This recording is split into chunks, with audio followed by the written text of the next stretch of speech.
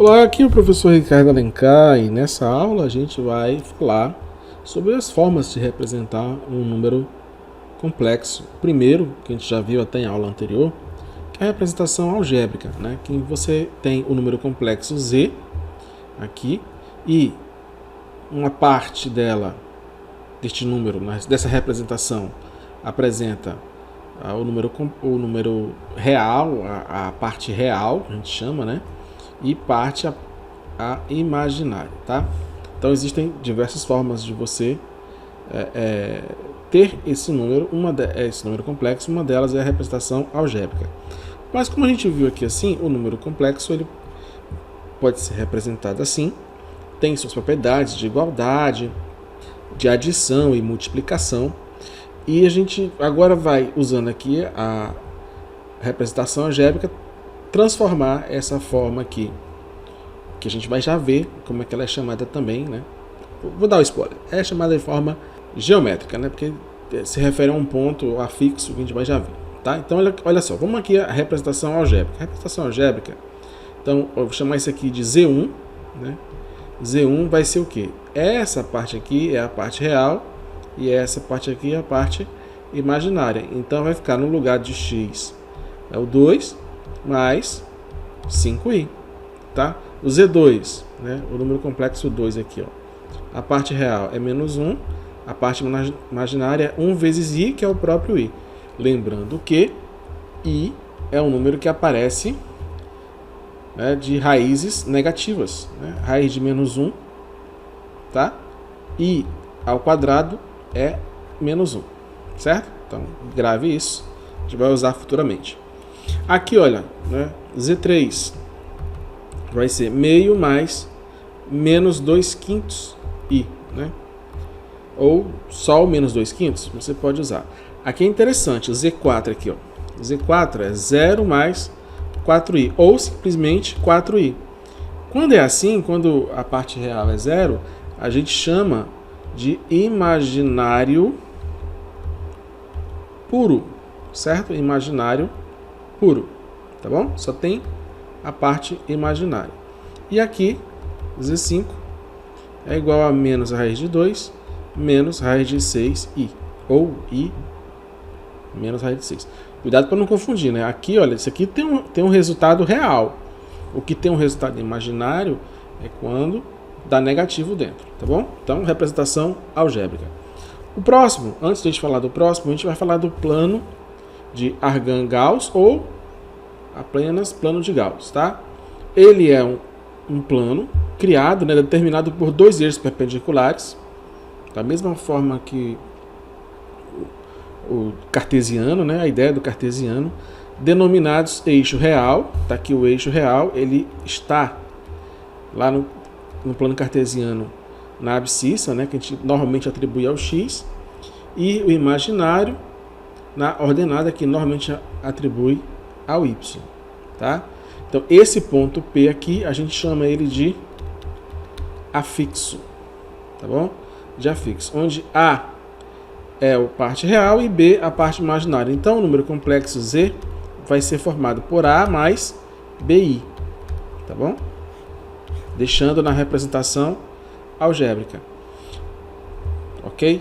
Então, e aí a gente vai para a forma geométrica de representar. Aqui eu tenho o número complexo representado na forma algébrica, tá? Essa é a forma algébrica. Dele eu posso transformar novamente naqueles pontos no afixo, certo? Então, ó, 3 mais 3i é o 3, 3. Menos 4 mais i é menos 4 e 1. Menos 2 menos 4i é menos 2 e menos 4. 3 e menos 5i, 3, menos 5. 6i, imaginário puro, né? 0 e 6. 5, o real, sem a parte imaginária, não tem a parte imaginária, 5 e 0. Z7, aqui, ó, menos 1 mais 4i, menos 1 e 4. Z8, 2 mais 5i, é o 2 e 5. Pronto. Pegamos isso aqui e colocamos no plano Argand-Gauss, certo? Então tá aqui, olha. Quem é o P1? É 3 e 3. Então, 3 e 3. Então, tá aqui o afixo P1. E o P2? Menos 4 e 1. Menos 4 e 1. Tá aqui, ó. P3, menos 2 e menos 4. Menos 2, menos 4. Tá aqui. P4, 3 e menos 5. 3 e menos 5. Tá aqui. 0 e 6. 0, 6. Ó. O imaginário puro, ele fica no eixo ordenado, certo? 5 e 0. 5 e 0. Tá aqui, ó. P6. 5 e 0. Menos 1 e 4. Menos 1 e 4. P7. 2 e 5. 2 e 5. P8. Tá aqui. Então, representando no plano Argand-Gauss, tá aqui a representação geométrica, tá?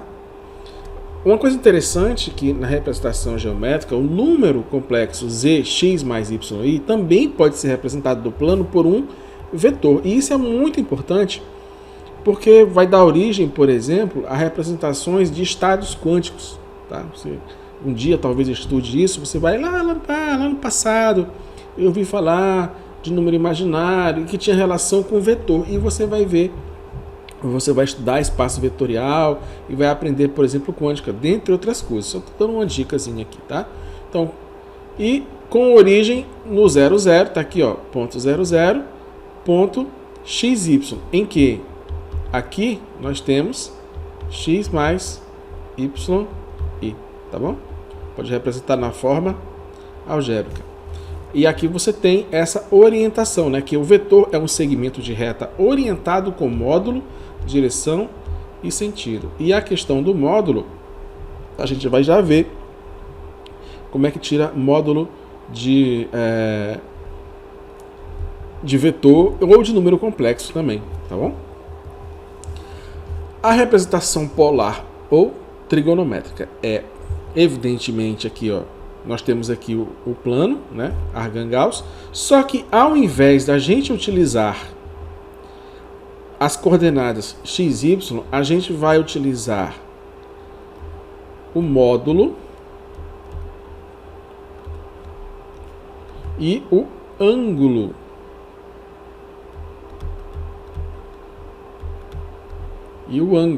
O ângulo que a gente chama ângulo polar, tá bom? E é interessante, por quê?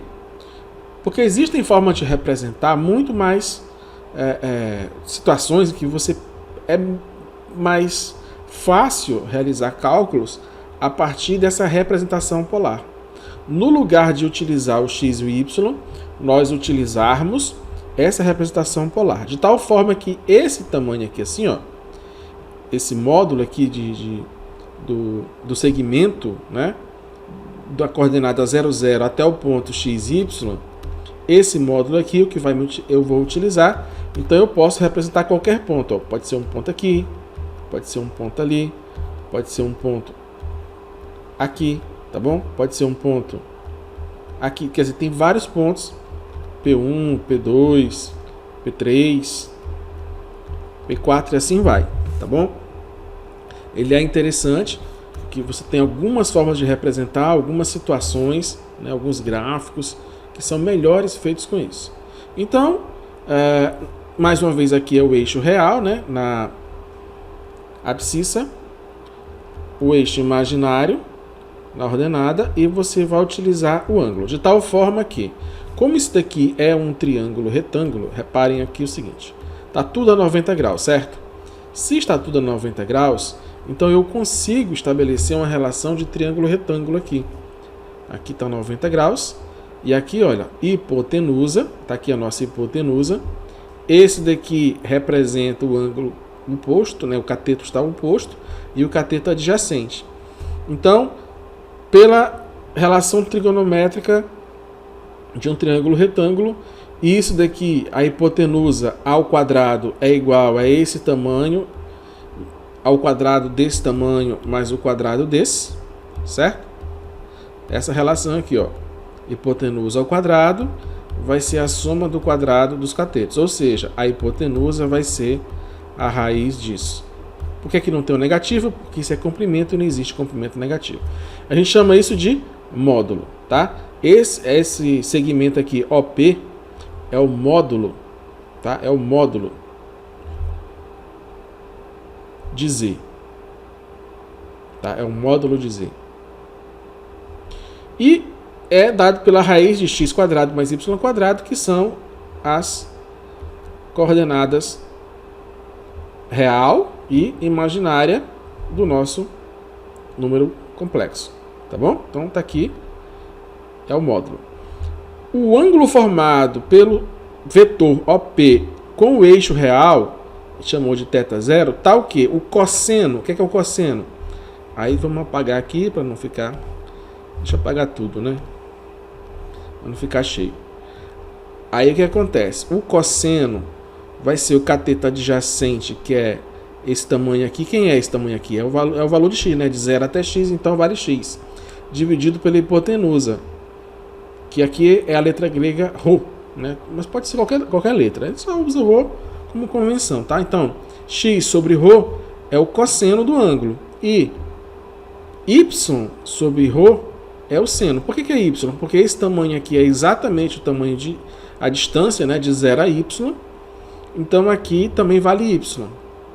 Logo, o cosseno é x sobre ρ e o seno é y sobre ρ, tá bom? Isso aqui é a distância, certo? E aí você tem essas três formas de representar: algébrica, geométrica e trigonométrica ou polar, ok? Então vamos pegar um exercício aqui. Dessa representação algébrica, vamos fazer a representação geométrica. Seria o quê? Seria real 5, imaginário 4. Seria aqui, tá? E aí nós temos o afixo, que seria o ponto, né? O ponto 5 e 4. Agora, como é que a gente faz a representação polar disso? Ora, aí você vai ter que fazer o seguinte. Chama aqui de θ0. O cosseno de θ0 é igual ao cateto adjacente 5 sobre a hipotenusa ρ, que eu não sei, mas ρ dá para calcular como sendo a raiz de 4 ao quadrado mais 5 ao quadrado. Ρ vai ser 4 ao quadrado 16 mais 25, tá? Ρ vai ser 1,41, né? Então, raiz de 41. Raiz de 41 dá aproximadamente 6,4. Aproximadamente 6,4, tá bom? Então, vamos colocar aqui, ó, 6,4. Então, 5 dividido por 6,4 vai dar 0,78. Cosseno de θ0 igual a 0,781. E aí, como é que a gente calcula o ângulo? É difícil. Você vai ter que usar ou uma tabela trigonométrica ou usar uma calculadora. E aí, nessa calculadora, você vai ter que utilizar o arco tangente, o arco, né? Cosseno nesse caso. Arco cosseno de 0,781. Ou seja, qual é o ângulo cujo cosseno é aproximadamente 0,781? É o ângulo aproximadamente, estou arredondando, tá? Não se preocupem muito com isso agora, 38 graus, tá? Então, este ângulo aqui é aproximadamente 38, alguma coisa, mas aí você vai ter que usar uma tabela trigonométrica ou uma calculadora, ok? Tranquilo? Nem tanto, né? Mas é assim, tá? Então, a forma polar de representação aqui vai dar raiz de 41, tá? Raiz de 41. E o ângulo é 38 graus, tá bom? O mesmo processo a gente vai usar para cá. Olha só, a representação trigonométrica. Opa, aqui vai ficar menos 4 e menos 3.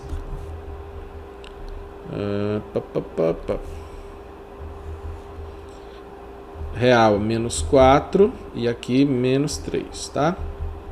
Então, o nosso afixo está bem aqui, ó. Vou chamar de P2, tá? Esse aqui é o Z1 e esse aqui é o Z2, certo? Então, esse daqui, o P2, menos 4, menos 3, tá? Representação geométrica. Agora, se eu quiser a polar ou trigonométrica, eu vou ter que calcular este ângulo bem aqui, ó. este ângulo que está no terceiro quadrante. Aí requer um pouquinho de cuidado, porque quando eu for ver aqui o módulo vai ser menos 3 ao quadrado, mais menos 4 ao quadrado, tira a raiz disso, né? O módulo vai ser 9 mais 16, o módulo vai ser raiz de 25, então dá 5. Então isso aqui vale 5, certo? Em módulo, né? É o módulo, é o ρ. É o valor em módulo. E o ângulo, o θ0, ele vai ser o ângulo correspondente do... Aí podemos pegar seno ou cosseno, né? O seno seria... Aí tem que ter o cuidado, ó. Tá vendo esse tamanho bem aqui assim? Eu vou ter que ter um cuidado aqui para entender o processo aqui. Esse ângulo aqui, evidentemente, ele vai dar um ângulo entre 0 e 90, tá? Aí eu vou ter que ter o cuidado de transformar esse ângulo entre 0 e 90 para o terceiro quadrante. É isso que vai ter que preocupação, tá? Porque se eu chamar isso aqui de... eu vou botar outra cor aqui para você enxergar. Esse pedacinho bem aqui, ó, eu vou chamar de alfa, tá? Ou de θ, sei lá, de θ, mas sem ser o θ0. Então, o seno de θ vai ser esse tamanho aqui, que é 3, sobre a hipotenusa, que vale 5, tá? Então, θ é o arco seno 3/5, tá? Arco seno 3/5. 3/5 é 0,6, então seno menos 1 é o arco seno, tá? Arco seno 0,6 é aproximadamente 36,86. 36,86. O que é que significa isso? Que no primeiro quadrante é isso. Então tá aqui, ó. No primeiro quadrante é isso. 36 graus, para ficar mais tranquilo, tá? Só que aqui o que acontece para cá? Eu somei mais π, ou seja, mais 180. Então, qual é o ângulo todo aqui?